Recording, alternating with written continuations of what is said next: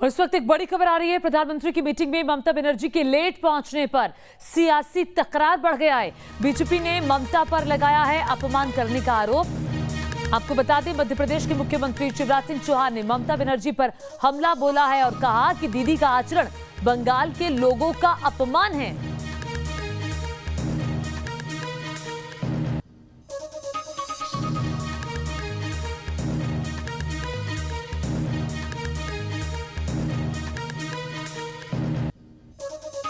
देर भले लगे अहंकारी का नाश होना सुनिश्चित है।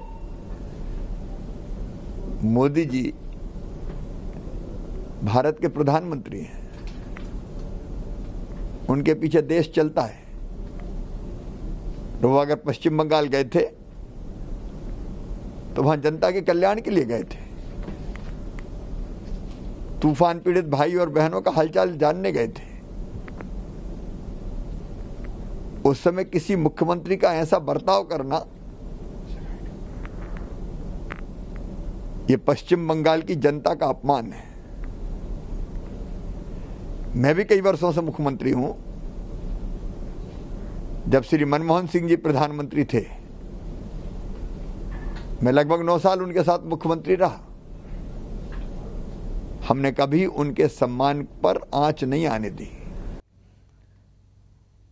तो अपमान की बात मध्य प्रदेश के मुख्यमंत्री शिवराज सिंह चौहान कर रहे हैं। इसी पर बातचीत करने के लिए मधुरेंद्र हमारे सहयोगी दिल्ली से जुड़ गए हैं।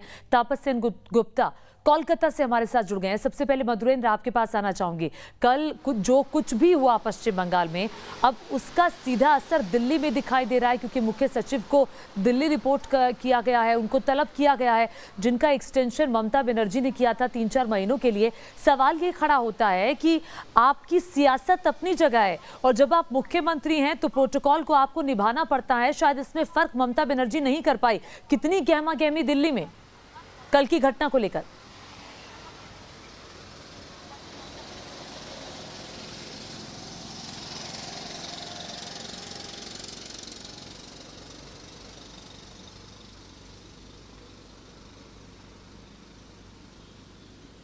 मधुरेंद्र, आवाज आ रही है? जी हाँ, देखिए आपका सवाल बिल्कुल वाजिब है और इस सवाल के जवाब के तौर पर हम देखें तो सियासी जो हलकों में इस वक्त की गर्माहट बतला रही है कि चुनाव के दौरान की जो टकरार है दरअसल चुनाव के बाद भी जारी है। जबकि एक स्वस्थ लोकतंत्र में इस तरह की घटना की अपेक्षा नहीं की जाती है, तब जबकि आपदा से बंगाल एक तरह से गुजर रहा है, जबकि लाखों की संख्या में देखा जाए तो वहां पर जो प्रभाव है खासतौर पर इस समूचे तूफान का वो आम जनजीवन पर दिखाई दे रहा है। और ऐसे में जो सेंटर और स्टेट के बीच का कोऑर्डिनेशन है वो पूरी तरह से धराशायी है, जो कि बतला रहा है कि जो संवैधानिक व्यवस्था है दरअसल बंगाल में वो भी चरमरा गई है। और ऐसे में साफ तौर पर जो है कटघरे में कहीं न कहीं ममता बनर्जी खड़ी हैं, इसलिए क्योंकि कल का उनका व्यवहार, उनका संवैधानिक मर्यादाओं के पालन करने का जो एक तरह से हम देखें तो वचन, वो सब कुछ धरा का धरा रह गया। जब प्रधानमंत्री खुद इंतजार करते रहे और आधे घंटे तक इंतजार करते रहे इस बाबत की बंगाल को राहत दी जाए, लोगों तक राहत पहुंचाई जाए और केंद्र किस तरह से इंटरवीन कर सकता है उसको लेकर मुख्यमंत्री से बात की जा सके। जी ठीक है, सीधे कोलकाता का रुख करते हैं। तापस सेन गुप्ता हमारे साथ मौजूद हैं। संवैधानिक मर्यादा का ख्याल ममता बनर्जी ने नहीं रखा। अब तापस, ममता बनर्जी कुछ भी बोले, कुछ भी सफाई दे, अब शायद वो सफाई नाकाफी ही साबित होगी, क्योंकि इसके आगे कोई सफाई काम नहीं आएगी। किस तरह की सुगबुगाहट मुख्य सचिव को बुलाने के बाद कोलकाता में? जी देखिए, अभी एक पूरी तरह से चुप्पी साधी है। मतलब अगर आप राज्य सरकार की बात करें, तृणमूल कांग्रेस की बात करें या फिर बीजेपी की बात करें, क्योंकि दोनों पार्टियों का ये कहना है कि एडमिनिस्ट्रेटिव मैटर है और इसमें सियासत करना सही नहीं होगा।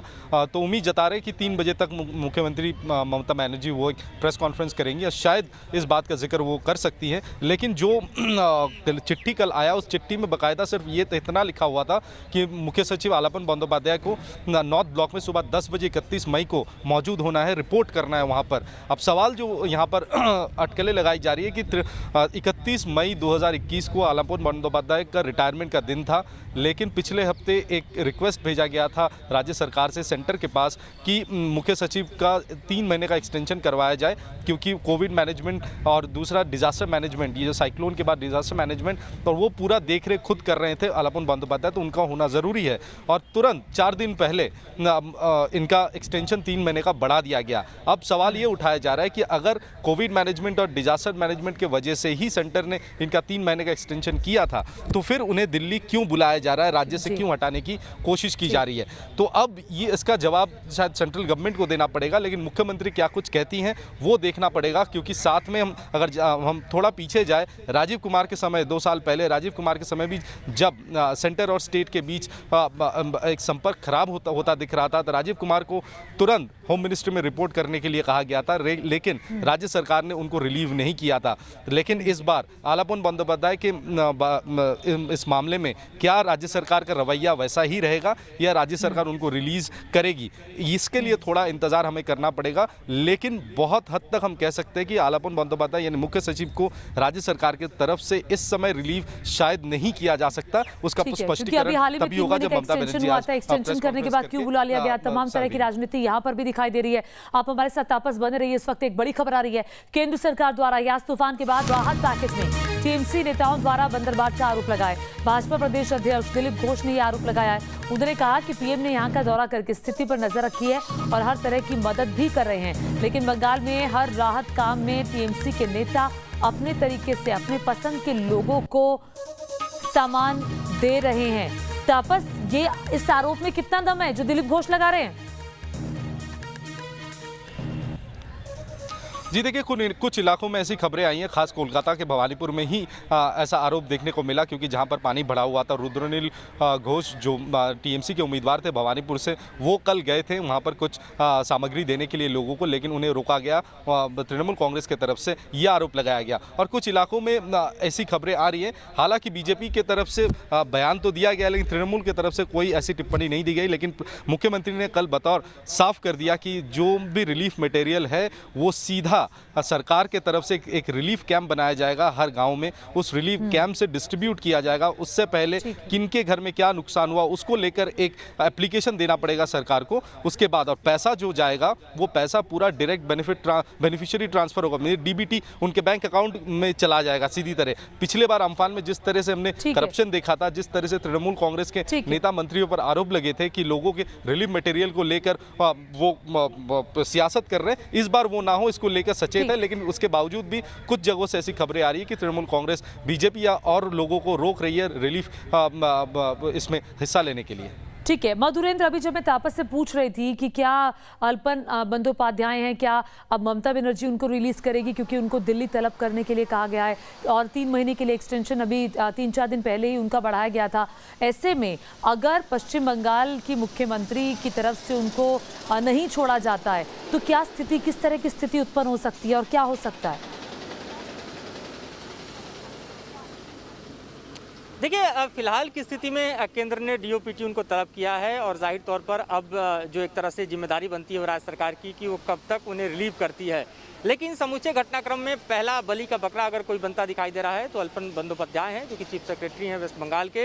लेकिन साफ तौर पर देखें तो केंद्र और राज्य का जो टकराव है, दरअसल वो फेडरल स्ट्रक्चर के लिए देखिए तो बेहद खतरनाक है, क्योंकि चुनाव के दौरान राजनीतिक दल चुनाव लड़ते हैं और वहाँ पर प्रतिद्वंदिता राजनीतिक दलों के बीच होती है। अगर उसका इम्पैक्ट गवर्नेंस पर पड़ने लगे, अगर उसका इम्पैक्ट फेडरल स्ट्रक्चर पर पड़ने लगे, अगर उसका इम्पैक्ट जो है कॉन्स्टिट्यूशनल जो प्रोविजंस हैं उस पर पड़ने लगे, तो आप समझिए कि उसका नुकसान राज्य को ही उठाना है, राज्य की जनता को ही उठाना है, क्योंकि केंद्र जो है उसका कोई बड़ा नुकसान नहीं होने वाला। तो ऐसे में नुकसान बंगाल का है और सोचना होगा ममता बनर्जी को कि आखिरकार किस कॉस्ट पर वो बंगाल की जनता का नुकसान जो है वो करने जा रही हैं। बिल्कुल, और देखना ये होगा कि कब तक अल्पन बंदोपाध्याय को रिलीव किया जाता है उनके कामों से, क्योंकि अब उनको दिल्ली तलब किया गया है, डीओपीटी में उनको अपनी हाजिरी लगानी होगी। बहुत शुक्रिया आपका इस तमाम जानकारी के लिए मधुरेंद्र, और साथ ही साथ तापस सेन गुप्ता कोलकाता से जुड़ने के लिए। तो